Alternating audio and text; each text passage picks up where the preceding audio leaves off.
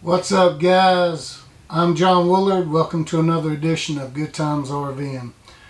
This episode here will be for you newbies out there on what I recommend for first time RVing, what you should have in your camper, and I'll go through what I have and I'll kind of explain some of it. So hopefully it'll help you guys out in the long run.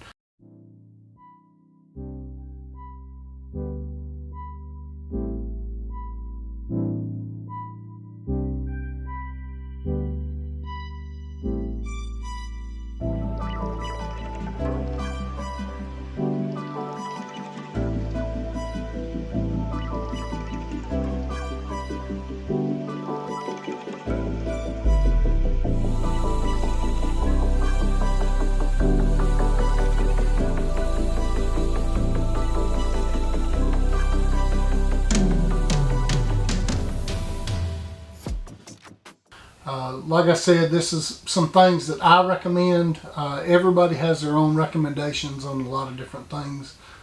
These are the top 10 things that I recommend. There'll be a few things extra in here I'll show you as well, but the biggest is the top 10s. We'll start off with our X-Chalk.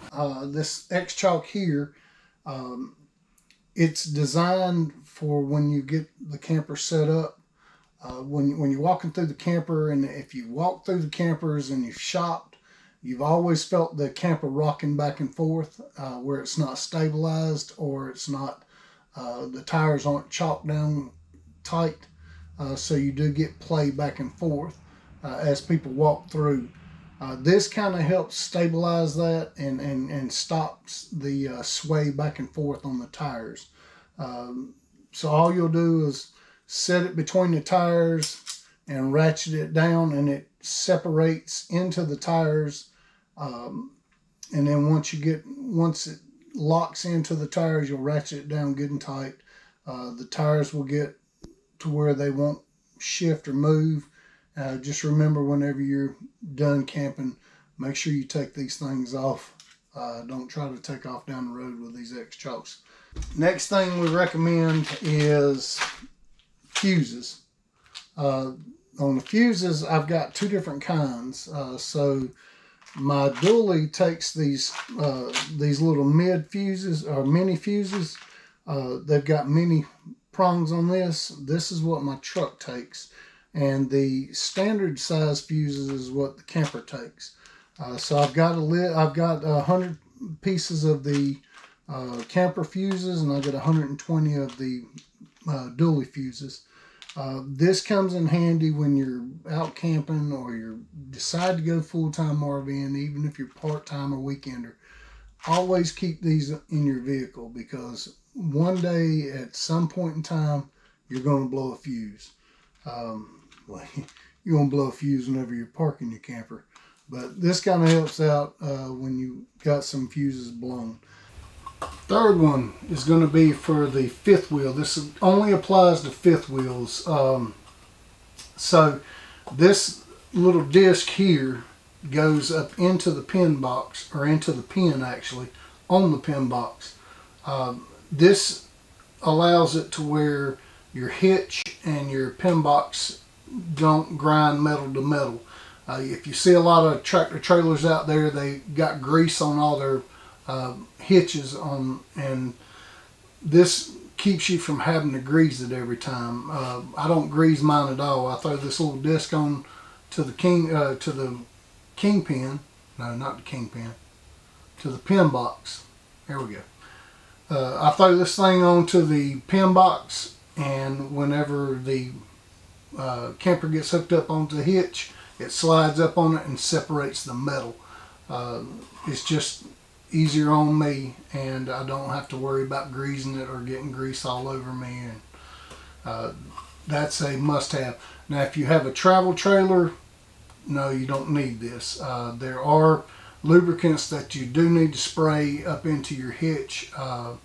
I would recommend either searching YouTube for those type videos for that, or Google it to what is the best spray for that. But as far as fifth wheels, this is a must-have right here. And this one's not for the camper, well, yeah, I guess it is, but this is more for your vehicle. So this right here is what they call LED road flares. These are for whenever you break down, or if you get a tire broke down somewhere, you want to set, you get 4 in this package that I bought, but there's different packages out there. But all you do is you'll cut it on. It's got tons of different settings on this thing. You just stage it down the road, so when cars come by, you're a lot safer. They can see you at night or in the daytime as well. It's also got a flashlight on this thing. On the back, it is magnetic, so if you've got to put it on the side of a car or something like that, you can, it'll magnet on the side of the vehicle. The ones that I bought is rechargeable. It's got a little flap in the back that you pull out and you recharge these. They're lithium batteries, so they stay charged for a pretty good while. Like I said, I got 4 in mine. It comes in a little zipper bag with it, and I just throw it under the seat. So if I ever need it, I've got it there. Next one is a must-have. This one is a gas stop. This is for your propane tanks. There's a lot of different ones that will meter it and are supposed to keep you from any gas leakage or anything like this. This one in particular, it's a little bit more expensive than those that you find at Harbor Freight and places like that. This one here has a shutoff valve on it, so if God forbid one of the gas lines break or something like that, this automatically shuts the gas off, and then when you get it fixed, you just press this button down at the top here. You'll press it down and it'll reset itself. This works great when traveling. Let's say, you know, they recommend to cut your gas off while you're driving down the road, but a lot of times you need gas in your refrigerator to keep it running when you're going from point A to point B. This kind of helps that out, especially if you're doing a lot of long-term driving and you're worried about everything going out. You know, you make sure one of your tanks is turned off, the tank that's using it. Make sure this valve's on that. If something does happen and there is a leak, it will automatically shut it off. This right here is probably one of the most important things I would tell you to get. They're costly, but well worth it, especially for your safety. Another thing that I have, and this is not really a must-have, but you'll eventually want to get you one, is a multimeter. So I've got Klein tools. You can get any kind. I've got Craftsman, but you're going to need a good multimeter to measure your 110 and your DC voltage, your 12 volt or whatever you're pulling. You'll come in handy with this, and we'll go through some videos later on the best way to use these and how to use them, especially when we go into solar and stuff like that. So it's not really a must-have, but it's something I wanted to bring to your attention. The next thing that I will tell you on the must-have is, and this is, you don't have to have Craftsman. I like Craftsman, so you're going to see Craftsman on me. Craftsman and Klein. So a must-have that you're going to need is a flashlight. And the reason why I chose this bag here is because there's a lot of different tools in here that you'll need throughout the time. If you're full-time, part-time, weekend, or whatever, you're going to eventually need it. A good flashlight's one. I like this one here because I got 2 batteries. One I keep charging, and then the other one is hooked up to my blower right now. So one of the accessories I have is the Craftsman Blower. I blow off my pads, or you know, get the area cleaned up before I set my mat down, so I don't drag a lot of dirt in the house. Drills is in this kit. You'll use drills and impact guns. Also a sawzall. A lot of people don't really pay much attention to the sawzalls, but you'll need them one day. One day something's going to go wrong and you're going to need a Sawzall. So that's my little go-to bag for power tools. You don't necessarily have to have everything in there, but I do recommend that having a good drill and a flashlight that's rechargeable. That is a must-have. Another one that I have is the 5-gallon buckets. This is a 5-gallon square bucket from Craftsman. You can pick them up at Lowe's. Reason why I like this is because if I want to work on anything, I can sit down on it and use it for a stool when I'm working on stuff. Another thing is the storage capability that you have. So I can store a lot of different things in here. So I put all my propane tanks in here, all my gas lines, everything like that. I also, in here, I put my little mosquito thing that I bought at Lowe's as well, and it's got enough room for a couple of these jugs here to fill up the mosquito, whatever you want to call it, tiki torch or whatever. So everything packs in there real good and tight, and I can utilize a lot of space with this thing. Plus, if I need 5 gallons of water on something, if I want to go to winterize a camper, I can fill this thing up with water. I can transport water in it if I need to. There's a lot of different functions with this, so this is a must-have for me. Hopefully it'll be a must-have for you. Alright, next thing we've got in line is leveling and jacks.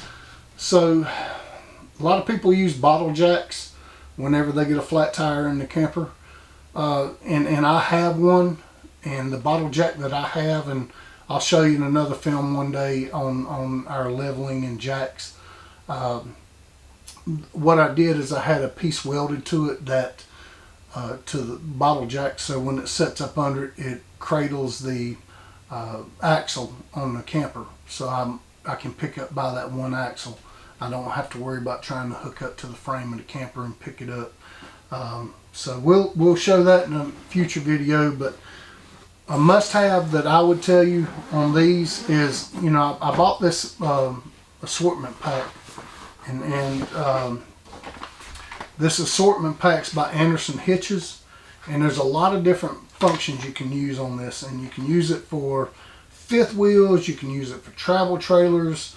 I love this bag because you can use it across the board for everything. You know, they come with these little pads here for the stabilizer arms and stuff like that. But the biggest thing that I want to show you on here, and the way this thing stacks in, I love it. So the biggest thing I want to show you, if you get a flat tire on the side of a road and the road is kind of damp, or you know, the gravel or stuff like that, on bottle jacks you have to worry about the bottle jack seeping down into the ground.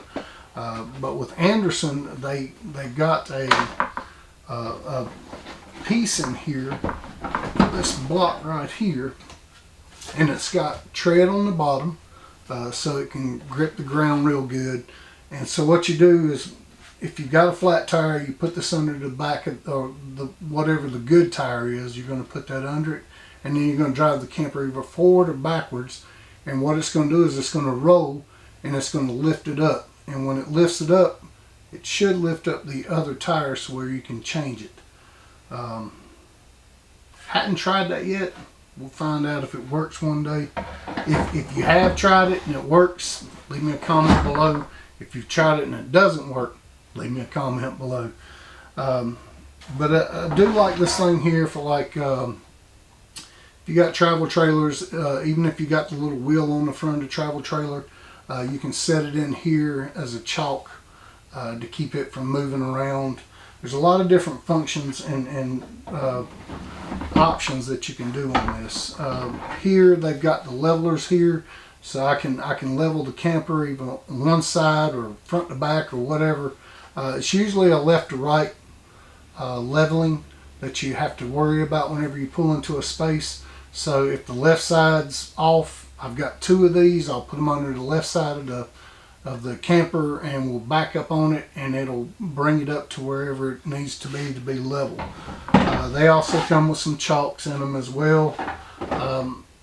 This is a great assortment that Anderson put together. It's costly. I'm not gonna lie to you, it is costly, but well worth it if you figure if you're buying all this stuff individually, you know, you're gonna pay it anyway. You're gonna pay more actually. So it's always good to get these little kits like this. So the last thing I want to go over is TPMS. So a lot of your trucks have TPMSs. My dually, however, doesn't. Because it's an older model dually.